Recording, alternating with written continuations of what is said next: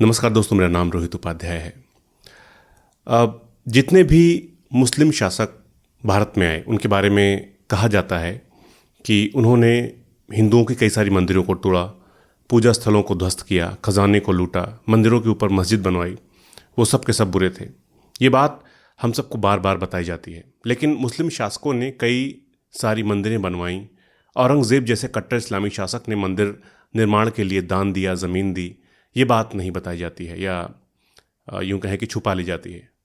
और एक बात कि मराठाओं को इतिहास में हिंदुत्व का रखवाला मानते हैं हम लोग, लेकिन बहुत कम लोगों को पता है कि 1791 में मराठाओं ने श्रृंगेरी शंकराचार्य मठ मंदिर को तोड़ा था, हिंदुओं का कत्ल किया था, जिसको दोबारा बनवाया था टीपू सुल्तान ने, एक मुस्लिम शासक ने। अब अगर ऐसा होता कि औरंगज़ेब को हिंदुओं से नफरत होती तो वो मंदिरें क्यों बनवाता, और अगर मराठा हिंदुत्व बचा रहे थे तो मंदिर क्यों तोड़ते, हिंदुओं का कत्ल क्यों करते। और सबसे पहले मुस्लिम आक्रांता महमूद गजनवी ने 1025 ईस्वी में सोमनाथ मंदिर पर हमला क्यों किया था? क्योंकि वो हिंदू से नफरत करता था?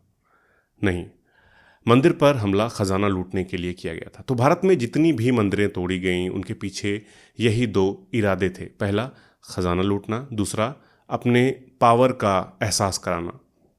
तो मंदिरों के तोड़ने की धार्मिक नहीं, हमेशा राजनीतिक वजहें थीं। मंदिर क्यों तोड़े जाते थे इसके बारे में भी बहुत ज़्यादा लिखा और पढ़ा जा चुका है। जैसे कहा जाता है कि अपने यहाँ अलग अलग रियासतों के अलग अलग कुल देवता होते थे जिनकी राजा पूजा किया करते थे, और युद्ध होने पर जो राजा जीतता था वो दूसरे राजा के कुल देवता का मंदिर तोड़ देता था, आम जनमानस में संदेश देने के लिए कि राजा बदल गया है।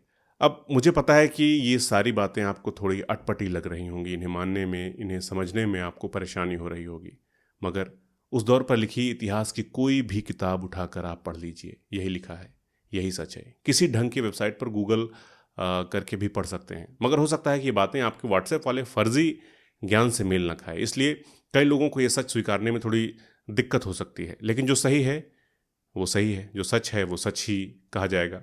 मैं सिर्फ आपको कुछ फैक्ट्स बताता चल रहा हूँ। औरंगज़ेब से ही शुरुआत करते हैं। औरंगज़ेब ने बनारस का विश्वनाथ मंदिर तोड़ा, लेकिन उज्जैन का महाकालेश्वर मंदिर, प्रयागराज के सोमेश्वर महादेव मंदिर, चित्रकूट का बालाजी मंदिर, गुवाहाटी का उमानंद मंदिर, ऐसे कई मंदिरों को बनवाने के लिए औरंगज़ेब ने पैसा दिया, ज़मीन दी। और औरंगज़ेब ने ही गोलकुंडा की एक मस्जिद को तोड़ा था, क्योंकि वहाँ के तानाशाह ने लगान देने से मना कर दिया था और मस्जिद के नीचे खजाना छिपा रखा था। इसी तरह मुगल बादशाह जहांगीर ने मंदिर बनवाने के लिए 121 बीघा ज़मीन दी थी और वृंदावन घूमने भी गए थे। अगर किसी पंडित पुजारी को कोई समस्या होती थी तो वो बादशाह तक जा सकता था और सुनवाई भी जल्द होती थी। अकबर के बारे में हम जानते ही हैं कि उन्होंने मथुरा वृंदावन में कई मंदिरों का निर्माण कराया था। उनके फरमान का प्रमाण तक मौजूद है, लेकिन इतिहास से कुछ घटनाओं को निकाल कर इस तरह से पेश किया जाता है जैसे कि सभी मुस्लिम शासक बुरे थे, हिंदुत्व विरोधी थे। ऐसा इसलिए किया जाता है ताकि झूठ बोलकर हिंदुओं को इकट्ठा कर लें, चुनाव जीत लें। यही बस इनकी राजनीति है, क्योंकि इकोनॉमी संभालना इनके बस की है नहीं, रोजगार दे नहीं पा रहे, महंगाई ज़बरदस्त तरीके से बढ़ती जा रही है। एक ना एक दिन सभी को यह एहसास हो जाना है कि गलत जानकारी लोगों के दिमाग में भरकर चुनाव जीतने के लिए उन्हें बेवकूफ़ बनाया गया। अयोध्या की हनुमानगढ़ी मंदिर भी जानते ही हैं आप लोग, वो किसने बनवाई है? गूगल कर लीजिए, जवाब मिलेगा आपको, नवाब शुजाउद्दौला ने। वही अवध के नवाब शुजाउद्दौला जो मुस्लिम थे, मगर उनके साथ मिलकर नागा सन्यासी राजेंद्र गिरी और उनके शिष्य अनूप गिरी और उमराव गिरी की बिना कपड़ों वाली सेना काशी के हिंदू राजा बलवंत सिंह के खिलाफ लड़ी थी। और आगे चलकर जब अवध के नवाब शुजाउद्दौला ने अफगानों के साथ गठजोड़ किया तो नागा मराठों के खिलाफ युद्ध के मैदान में उतरे। तो ये धर्म युद्ध जैसा कभी कुछ था ही नहीं। आचार्य जदुनाथ सरकार की लिखी हुई दशनामी संप्रदाय के इतिहास की किताब में इस बारे में विस्तार से लिखा गया है, चाहें तो पढ़ सकते हैं। तो हमारा इतिहास बहुत ज़्यादा मिला जुला रहा है, जिसे अलग करने की कोशिश की जा रही है।